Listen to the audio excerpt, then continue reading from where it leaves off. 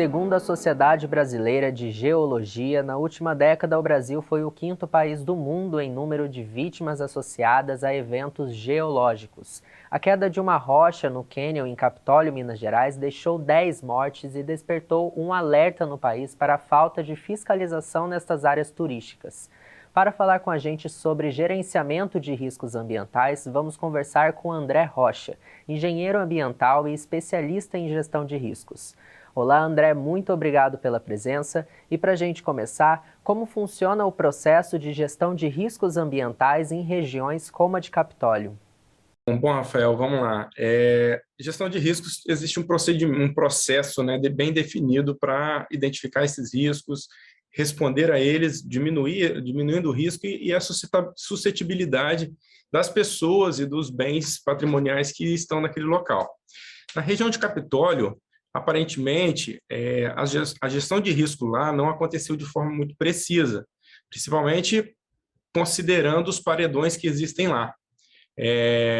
O que atualmente existe lá é uma preocupação com a navegabilidade daquela região. Então, o regramento de segurança que foi dado pela Marinha é exclusivamente com relação à segurança na atividade de navegação, né? Então, eles não consideravam até então o risco que os paredões que estão presentes, eles possuem, né? Que eles possuem perante aos visitantes e às embarcações que lá estão.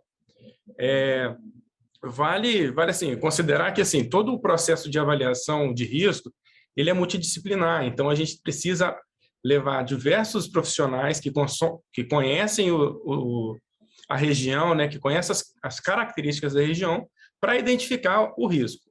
A característica da gestão de risco é identificar quais são os fenômenos que podem acontecer ou os acidentes que podem acontecer sem que ele aconteça, né? Então, você ter uma gestão de risco depois de um acidente acontecer é muito mais fácil. Mas a partir do momento que você tem um profissional, que no caso de lá, um geólogo, fizesse uma avaliação, inevitavelmente, a primeira pergunta que ia fazer é se uma rocha dessa vir a cair, né? Não necessariamente um paredão, como foi no acidente, mas uma rocha pequena ir a cair e acertar uma pessoa pode levar à fatalidade também. Então, o processo de gestão de risco ali naquela região, com certeza, foi falho. As atividades turísticas no local, com fluxo intenso de lanchas, podem ter impactado na queda de parte do cânion em Capitólio? Rafael, não me parece isso, não me parece uma explicação razoável, porque as rochas elas têm elas passam por um processo de degradação natural.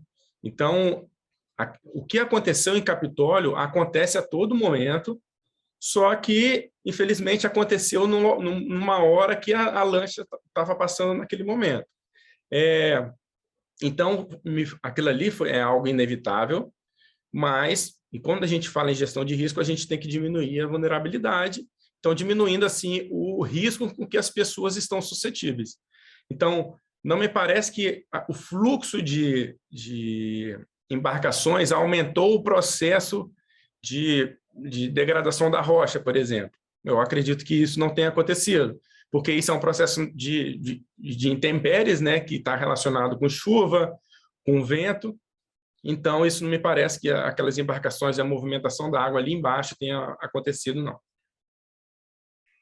Nestas áreas turísticas, apenas o governo local é responsável pelo acompanhamento geológico do espaço? Então, quando a gente fala em geologia, sim, atribuição da prefeitura, até através da Defesa Civil, né, ter esse mapeamento de risco geológico. As atribuições ali que está relacionado com a Marinha, aparentemente estavam de acordo com o risco levantado, né? Aquele regramento, que a preocupação que existia naquele local era de a quantidade de fluxo de embarcações que estavam ali, eventualmente com uma queda de alguém no rio. Mas quando a gente fala em geologia, sim, a prefeitura é o responsável por levantar esses aspectos, É o que a gente vê nas grandes cidades, né? Quando a gente vê morros que têm facilidade, né? Tem propensão a deslizar, grandes cidades, como Vitória, por exemplo, é uma delas, possuem um mapa geológico de riscos para identificando esses locais que estão mais suscetíveis em caso de algum evento de chuva mais extremo. Bom, antes da tragédia, havia um alerta da Defesa Civil sobre o risco de cabeça d'água na região. Esse tipo de evento provoca impactos na formação rochosa? Olha, impactam, mas não acredito que tenha sido o caso lá de Capitólio, porque os eventos de cabeça d'água, elas estão relacionados com chuvas que acontecem principalmente nas áreas de nascente, né? Então, quando acontece uma chuva muito forte naquela área, aquele grande volume de chuva, ele acaba causando, entre aspas, uma onda ao longo do rio. Então, como o acidente em Capitólio não foi próximo ao rio, ali próximo até tem uma pequena cachoeira, mas não, como não estava muito relacionado, não está muito próximo, então a cabeça d'água em específica não acredito que isso tenha relação. Agora, sim, chuva forte, querendo ou não, a água é o que causa, né, a erosão das rochas, né?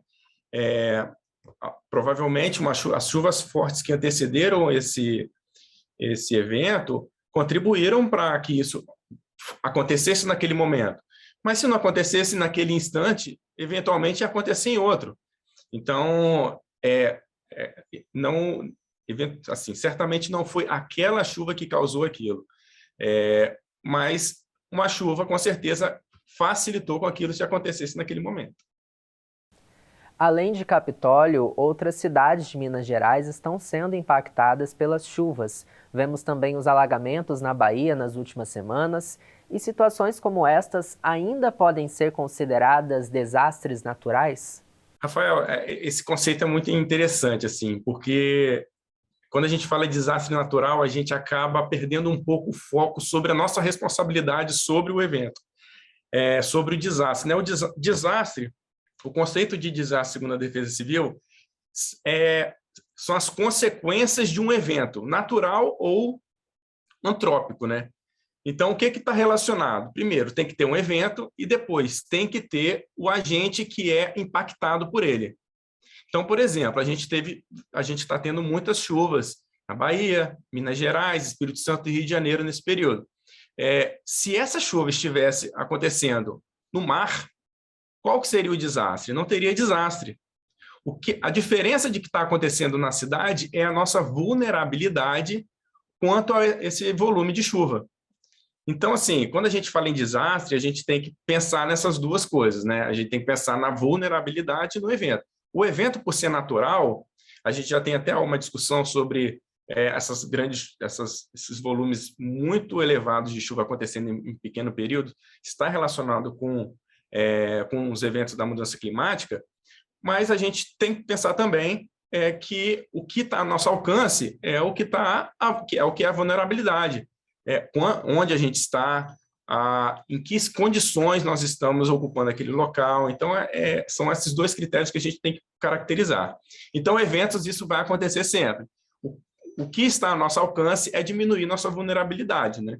Então, isso a gente consegue diminuir o conceito de desastre, diminuir a intensidade desse desastre. Esse que é a chave nesse ponto. De que forma tragédias como a da Bahia, que levaram mais de 5.600 pessoas a ficarem desalojadas, podem ser evitadas? A gente precisa necessariamente reduzir a nossa vulnerabilidade quanto a esses eventos climáticos que estão se mostrando cada vez mais frequentes, né, Rafael? Uma coisa que a gente pode trabalhar é reduzir com que esse volume de chuva impacte a cidade chegue à cidade de forma muito, muito rápida, né? Isso a gente pode, primeiro, ter um cuidado com as bacias hidrográficas. Então, a gente tem que melhorar a ocupação dessas bacias hidrográficas, aumentando a vegetação, que a vegetação serve, sim, de um amortecedor para o volume de chuvas. Um solo pobre em vegetação, ele acaba aumentando o escoamento horizontal da chuva e levando rapidamente a um aumento do volume do rio. Então, isso com certeza faz diferença. Claro, mais diferenças em uns locais quanto em outros, mas são aspectos que têm que ser levados em consideração. E o segundo aspecto é reduzir a população que está suscetível a essas inundações e a esses deslizamentos de terra, né? Mais recentemente, a gente tem, inclusive, visto em Minas Gerais, deslizamentos de terra acontecendo em situações, eu acredito que tenha sido hoje, que em Ouro Preto até deslizou uma terra numa área que a Defesa Civil tinha aparentemente evacuado a população em coisa de meia hora antes. Foi algo assim bem interessante que a gente tem que pontuar. Então a gente precisa sim diminuir a nossa suscetibilidade a esses eventos. Como? Diminuindo a população que estão em áreas de risco e cuidando com que as áreas das bacias hidrográficas estejam mais propensas a receber esse volume de chuva com vegetação ou até com obras de macrodrenagem, né, no caso de grandes cidades. Lógico que isso envolve muito dinheiro, é algo que é mais complicado de você cobrar do seu governante, mas com certeza isso tem que ser cobrado. André, diversas áreas de proteção ambiental são ocupadas irregularmente pela população que busca por moradia, formando então comunidades em locais que correm riscos ambientais pela falta de planejamento urbano. Realocar essa população para zonas seguras é papel do governo, mas são planos que dependem de diversos fatores para se concretizarem. Que atitudes podem ser tomadas hoje para que estas populações estejam, de certa forma, mais seguras? Rafael, a gente precisa identificar qual que é o risco que essas populações estão suscetíveis, né? A grande chave de diminuir esse risco primeiro, a gente ter o que já existe na grande maioria das capitais, pelo menos, são os planos de contingência de desastre e emergência das regiões de riscos, né? Então, quando a gente fala em alagamento e deslizamento, que são os principais problemas que a gente tem com eventos em grandes cidades, esses planos, eles identificam primeiro, fazem um diagnóstico de toda a cidade, identificando as áreas onde tem uma topografia acentuada e eventualmente desprotegida com mais ou menos vegetação, né, vamos dizer assim, e áreas que estão suscetíveis a alagamentos. Isso é natural, porque existem rios passando por toda uma cidade, então existe sim uma cota de alagamento, e existe sim uma região onde está suscetível, apenas por ser uma inclinação, você já tem uma maior possibilidade de ter um deslizamento, né? Então, esses planos de contingência, eles fazem um diagnóstico da cidade e identificam as áreas e classificam elas como áreas de zona de risco. Aí, assim, as classificações variam, né? Mas, normalmente, a gente classifica com cinco classificações. Muito alta, alta, média, baixa e muito baixa. Então, essas áreas onde estão vulneráveis, né, alta e muito alta, a gente precisa determinar ações que sejam tomadas quando algum evento seja identificado. Por exemplo, quando a meteorologia indicar que existe uma grande possibilidade de fortes chuvas nos próximos dias. Então, assim que a meteorologia identificar essa situação, um sinal já foi dado. Então, uma ação pode ser tomada. Por exemplo, a Defesa Civil passa naquelas comunidades informando dessa possibilidade. Ou reforça nos telejornais que existe a possibilidade de chuvas. Beleza, primeira etapa. Segunda etapa, começou a chover muito forte. Primeiro dia choveu muito. O risco continua, né? Pode chover ainda mais ou pode chover pouco, mas ainda o risco continua alto, passa para a evacuação. Então, a Defesa Civil passa por esse processo de evacuar a população dessas áreas e levando para outros locais. A gente sabe que é um pouco difícil, né? Mas esse é o grande plano.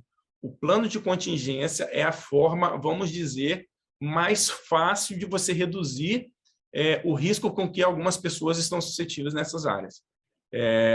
Lógico, isso tem que ser trabalhado concomitante com outras ações para retirar essas pessoas, eventualmente eliminar os riscos que essas pessoas estão suscetíveis, alocando elas em outros locais. É muito difícil, mas a gente tem que trabalhar também simultaneamente. A gente não pode deixar isso fora do radar. Bom, André, muito obrigado pela sua presença. E para a gente finalizar, uma última pergunta é, pela sua visão, por que que estas tragédias e mortes ainda acontecem todos os anos, sendo que o poder público tem conhecimento das ocupações de áreas de risco? Rafael, eu acho que a complexidade da solução, ela dificulta muito, né? Isso que seja mudado de um ano para o outro, por exemplo. E outra, né? O país, o brasileiro, ele não tem uma cultura prevencionista. Então, a gente não tem nas nossas escolas, por exemplo, ações como, se acontecer um incêndio num prédio, o que que a gente faz? Existem outros países que fazem isso nas escolas desde pequenininho. É possível ver na internet, crianças de 3 anos já começando a fazer evacuação de um prédio. Isso é treinamento, isso tem que fazer parte nossa cultura. E a gente não tem isso, a gente não tem uma cultura prevencionista no nosso desenvolvimento. Então, quando a gente entra num local que tem risco, ou se a gente escolhe ir para um local que tem risco de deslizamento, por exemplo, a gente não tem essa percepção, porque a gente não aprendeu, desde criança, a identificar um risco. A identificar o risco, se eu ficar aqui, se chover muito, pode desmoronar e eu posso vir a falecer. Isso acontece com mais frequência, acontece os incêndios, né? E acho que o grande exemplo foi a Boate Kiss, que matou quase 400 pessoas, por volta de 400 pessoas. E a gente não tem percepção de quando a gente vai num local fechado, a gente não sabe se acontecer algum acidente aqui, se alguém der um tiro para o alto, como que a gente vai sair daqui? A gente não tem a percepção que a gente precisa ter em mente quais são os locais onde a gente pode sair, onde tem um extintor de incêndio, por exemplo, para combater um princípio de incêndio. Então, a gente não tem essas coisas intrínsecas em nós. Então, é difícil que a gente tente mudar algo que é muito complexo se a gente não tem um simples, entendeu? Então, assim, vai continuar acontecendo, eventos extremos vão continuar acontecendo e, muito provavelmente, com mais frequência, né, graças à mudança climática. Então, a gente precisa, sim, melhorar a nossa percepção dos riscos que a gente está suscetível e exigir com que os governantes eles também tenham essa percepção e ajam para que esses riscos estejam nos menores patamares possíveis. Né? Bom, o Ecologia Integral termina aqui. Obrigado novamente, André, pela presença e obrigado você que nos acompanhou até aqui. Você pode assistir novamente o programa no nosso canal do YouTube e não se esqueça de acompanhar a TV Univap nas redes sociais. Nós estamos no Facebook e também no Instagram, @TV Univap. Até mais!